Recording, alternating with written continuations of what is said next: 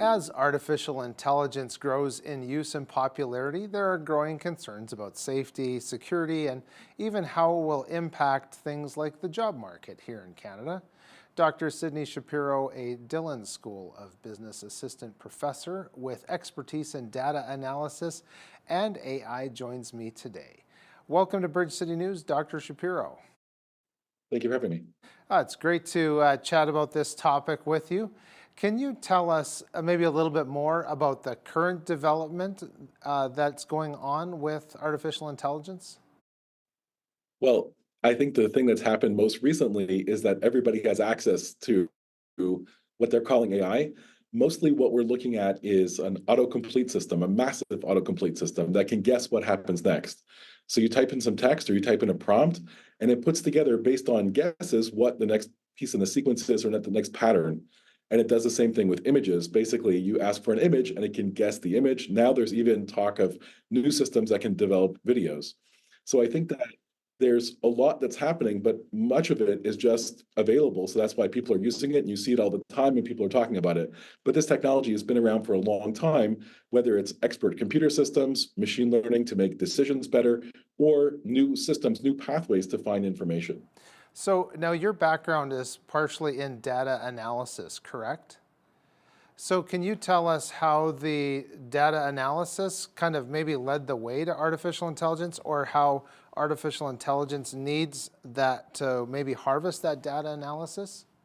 So data is the oil that feeds AI, and you need a lot of it in order to make expert decisions. Really, artificial intelligence isn't good at coming up with brand new ideas. It's really good at recycling ideas it already knows about. So I think if it knows the solution, so for example, if you design an AI that writes a resume and it has millions of resumes to draw from, it will create something great that's the amalgam of that. But if it's never seen a resume before, that's a big problem. It won't work very well. Gotcha. So when you look at an organization that has lots of complicated data flowing through the organization and you want to find pathways to figure it out, that's a much better idea. And this has become really big in the past recent years in robotics. So imagine you were programming a robot.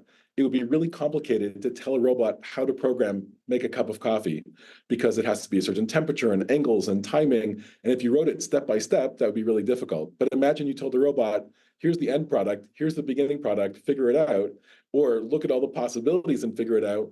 Using different approaches, we can make all those thousands of steps in between seamless. So for many businesses, whatever they're trying to do, we can automate that by using the beginning, the end, and pieces in between to figure out what the steps are.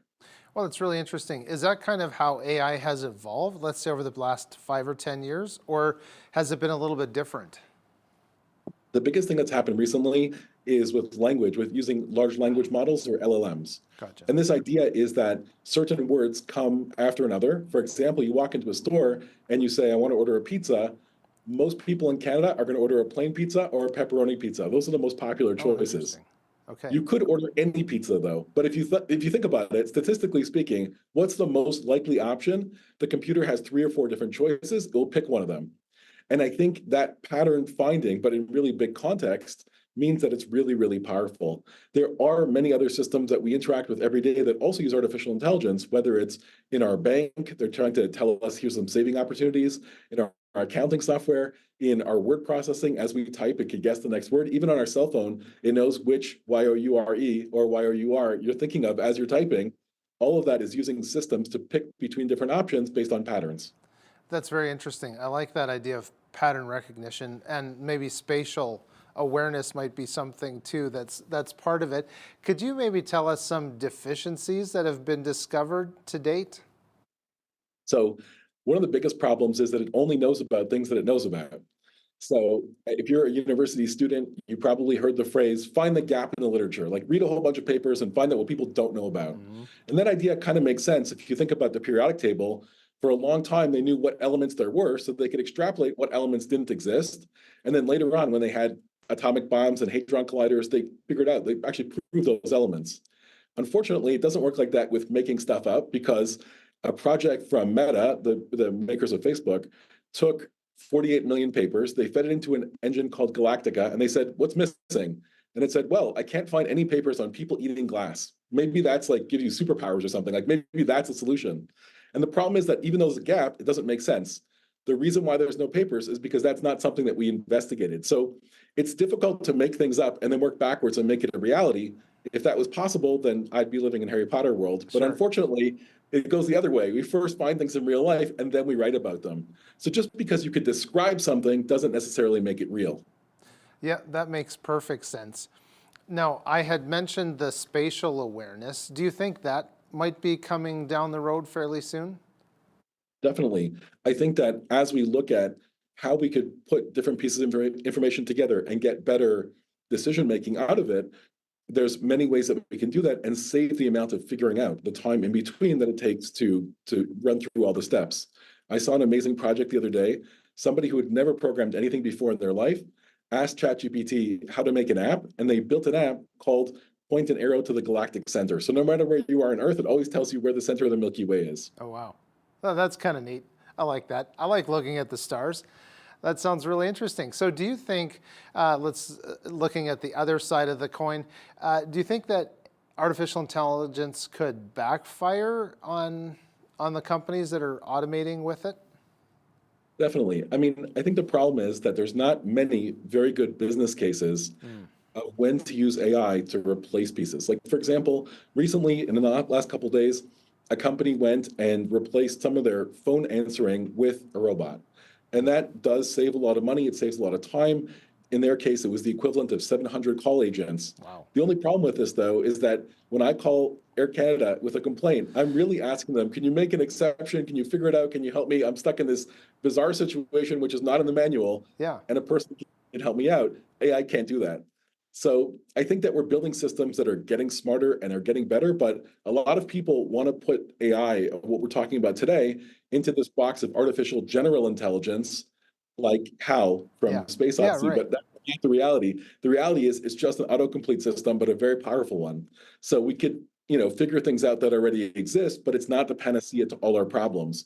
Ultimately, AI is a tool. So in business, if we're looking to use that tool to make money or save money, we really have to think of a way that complements what we're already doing and leverages that ability. Well, I was really hoping for something like Hitchhiker's Guide to the Galaxy, but that's probably a bit far off. So one of the interesting things is that we're talking a lot about sci-fi because that's where this idea of artificial intelligence comes from. Gotcha.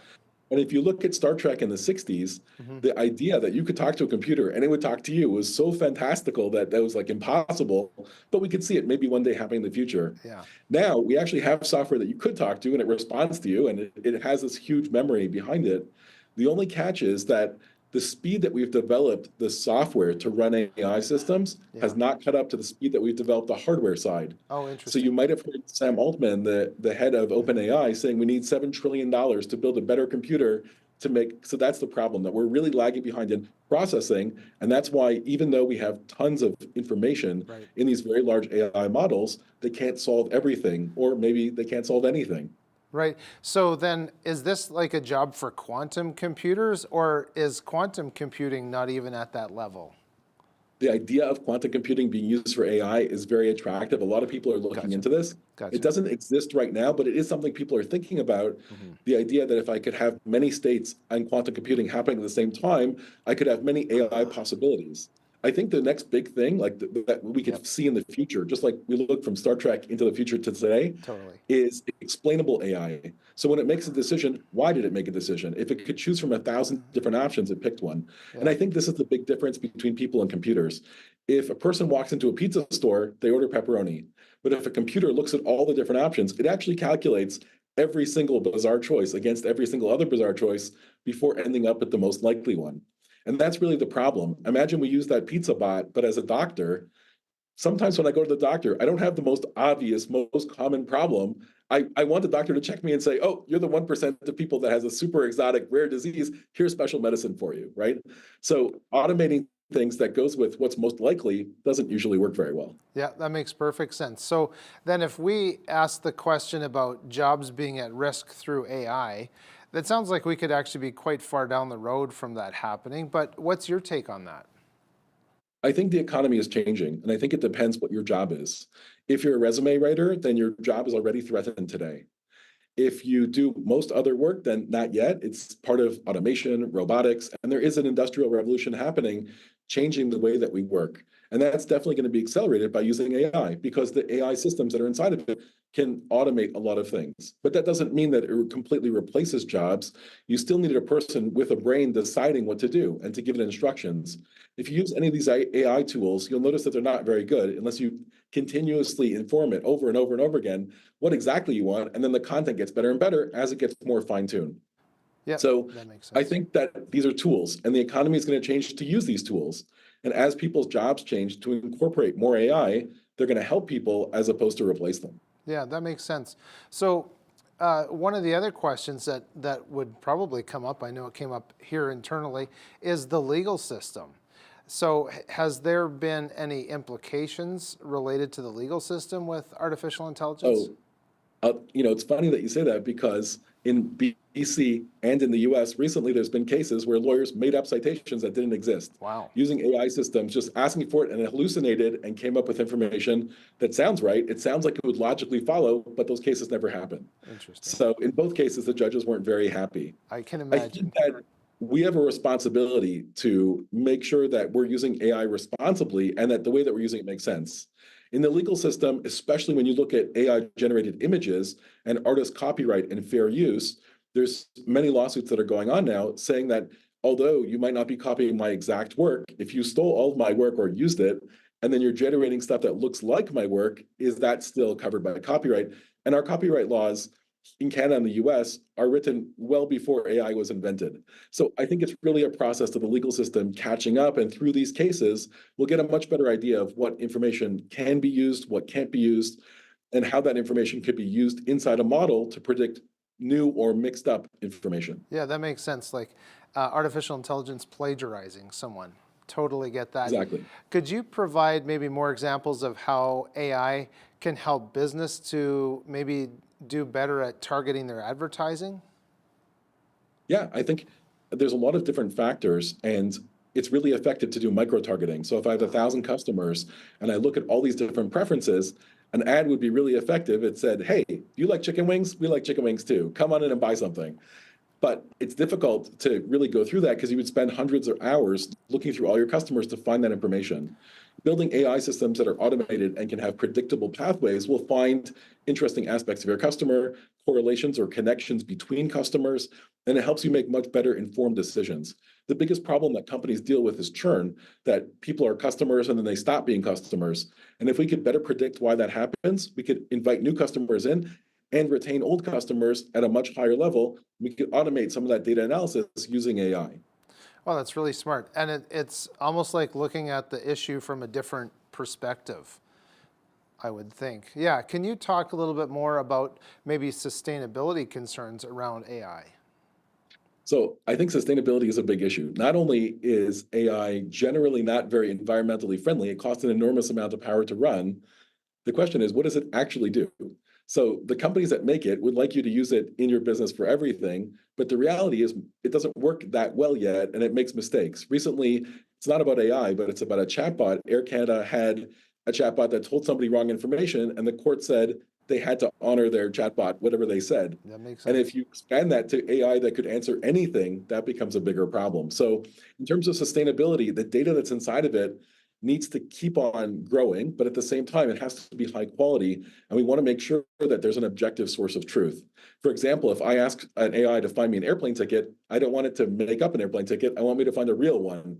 Same thing's true with most things that we could use it for to buy things. So there still has to be real databases with real information, but using AI, maybe we could sort it more efficiently or find things that I'm looking for, or maybe even discover patterns I didn't know about. Right. Well, that makes sense. And I never even thought about the liability of a corporation company using artificial intelligence and it gives the wrong answer. They're on the hook for that.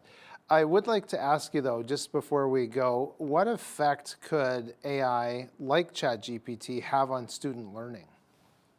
So I think that huge models like ChatGPT or Gemini are gigantic and try to know everything. Mm. If we made them smaller and more narrow, they could do things like tutor students, answer Okay. questions, help with homework. I think that we were originally really worried about this whole scale cheating, like universities are going to go away because everyone will just use it. But it doesn't produce quality. It really just produces stuff. And if we really build this as a tool and help students learn how to use it the right way, ultimately they could take their ideas and find a basis for it, improve it writing, learn the material better, have somebody to talk to if they have any questions. So there's many ways that AI can be leveraged to really be effective at helping education. Yeah, that makes a lot of sense. Well, that's all the time we have for today. Dr. Shapiro, thank you very much for joining me. Thank you. It was great to have you on. That was Dr. Sidney Shapiro. He is an assistant professor at the Dillon School of Business here in Lethbridge at the U of L.